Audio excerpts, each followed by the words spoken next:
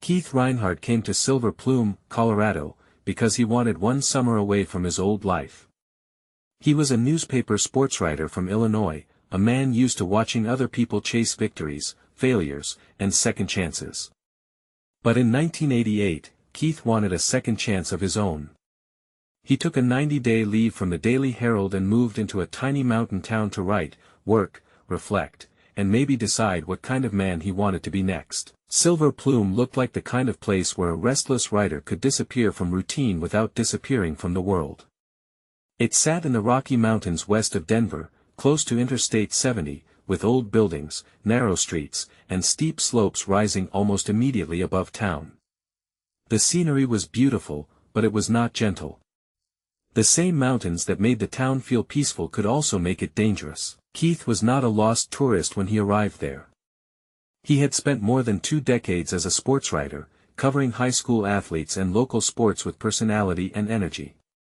The Colorado Bureau of Investigation later described him as a Daily Herald writer for 22 years who had gone to Silver Plume to work, write, reflect and regenerate. That phrase makes his trip sound less like a vacation and more like a personal reset. In Silver Plume, Keith rented a small shop where he sold matted photographs. He also lived in a small apartment behind an abandoned Catholic church and worked on a novel. From the outside, it may have looked like a harmless experiment, a middle-aged writer trying a different life for one summer. But the shop Keith rented already had a story attached to it, and that story would soon become impossible to separate from his own. Before Keith rented that storefront, it had been used by a man named Tom Young. Young had operated a bookstore in Silver Plume, and in September 1987, he disappeared from town with his dog. For months, nobody knew where he had gone. In a town that small, a disappearance does not stay private. It becomes part of the building, part of the street, and part of the way people talk after dark. Keith learned about Tom Young and became interested in the case. He asked questions around town and began using elements of Young's disappearance in his writing. For a novelist, the situation must have felt almost unreal. He had come to a mountain town to create a story, and the shop he rented had belonged to a man who had vanished. Keith was no longer writing from a safe distance. He was living inside the setting. Then the older mystery changed. On July 31, 1988, Tom Young and his dog were found dead in the mountains outside town. Both had been shot in the head, a revolver was found at the scene, and Young's death was ruled a suicide. That discovery came only about a week before Keith disappeared. Suddenly, the story Keith had been asking about was no longer just a disappearance. It had become a death. For some people, the discovery of Young's body may have closed the case. For Keith, it seems to have made the story even heavier. He was still in the same town. He was still connected to the same storefront. He was still working on his own writing. And now the man before him had been found in the same mountains that surrounded Silver Plume every day. That timing is one reason the Reinhard case still feels so strange. On August 7, 1988, Keith was seen in Silver Plume. At some point that afternoon, he said he was going to hike toward Pendleton Mountain. The plan was troubling for a few reasons. It was late in the day. The terrain was difficult. He was not dressed like a serious hiker. Official records say he was wearing casual clothing and gym shoes, and the Charlie Project describes the route as strenuous, with no path, loose rock, and heavy vegetation. The timing matters. A difficult hike in the morning is one kind of risk. A difficult hike around late afternoon is another. Daylight begins working against you. Shadows make the trail harder to read. If a person becomes tired, injured, or disoriented, the return trip can quickly become more dangerous than the climb. Keith had reportedly climbed in the area before, but this was not a casual walk through town. Keith reportedly told people that if he did not return, they should send a search party. At the time, that may not have sounded like a final warning. People sometimes make dramatic comments before doing something difficult. But after he vanished, the sentence became impossible to hear casually. If he was joking, it became a prophecy. If he was serious, it raises the darker question, why go at all? By 10 p.m., Keith had not returned. That was the moment the hike stopped being an odd decision and became an emergency. Searchers now had a direction, but not a confirmed route. They knew he had talked about the mountain. They did not know exactly where he had gone, whether he stayed on course, whether he reached the slope, or whether something happened before he got there. The search that followed was large and serious. Hundreds of searchers looked for Keith, using ground teams, trained dogs, and aircraft.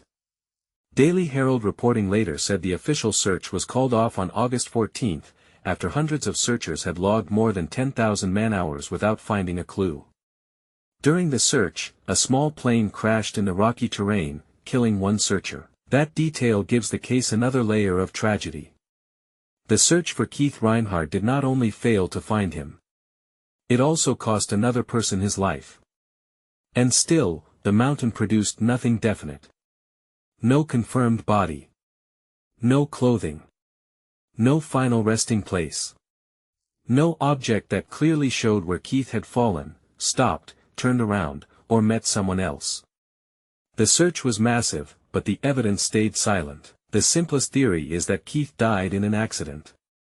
This explanation does not require a hidden enemy or complicated plot. He left late, wore poor gear, and entered rough terrain. A fall, injury, wrong turn, or sudden loss of daylight could have been enough.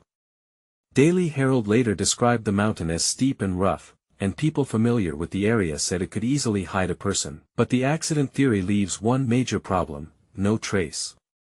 Searchers spent days looking, and later visitors still wondered how such a large effort could fail to find even one clear sign.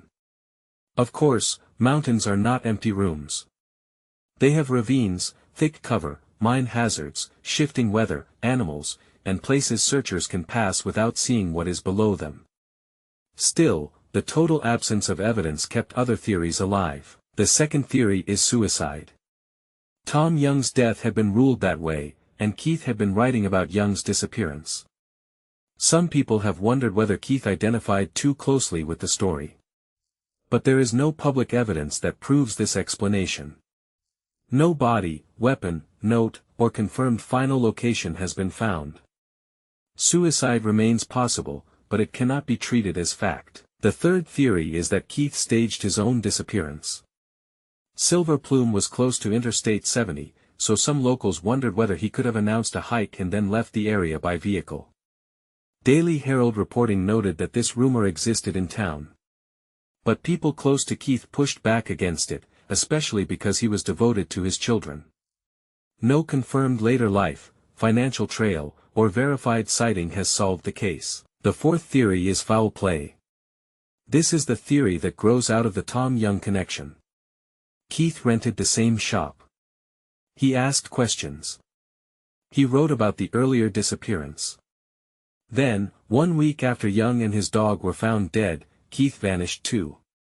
CBS Colorado reported that Keith's son believed foul play was possible, while Keith's friend Ted Parker believed Keith likely fell and remained on the mountain. The problem is that the foul play theory also has no public proof.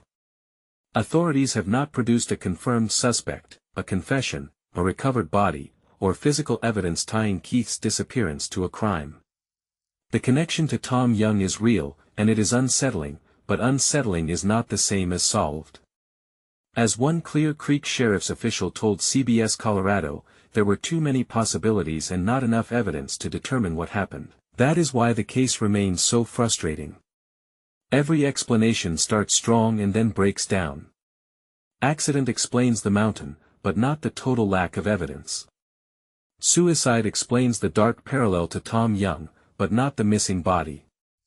A staged disappearance explains the absence of remains, but not the lack of a later trail. Foul play explains the eerie timing, but not the missing proof. The case survives because every answer has a hole in it. Decades later, Keith Reinhard is still remembered as more than a missing man. He was a father, a writer, a newspaperman, and someone who seemed to be searching for a new version of himself. His son Kai later returned to the mountain, turning the place of uncertainty into a kind of pilgrimage. But even that return could not change the basic fact: the last confirmed story still ends with Keith heading toward the mountain. The haunting part is how Keith's role changed. At first, he was the observer. He came to Silver Plume and became interested in Tom Young's disappearance. He asked questions, gathered details, and used the mystery in his writing. Then Young's body was found. Then Keith walked toward the mountain.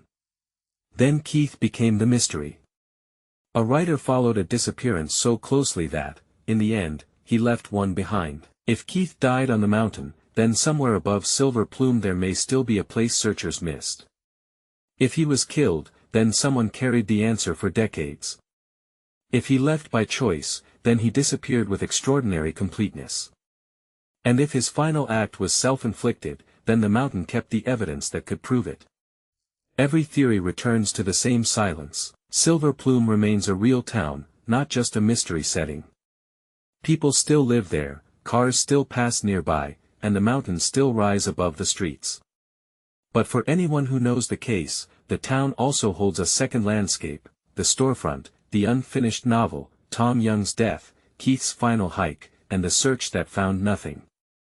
Keith Reinhard went to Colorado to write a new chapter. Instead, he became one that never ended.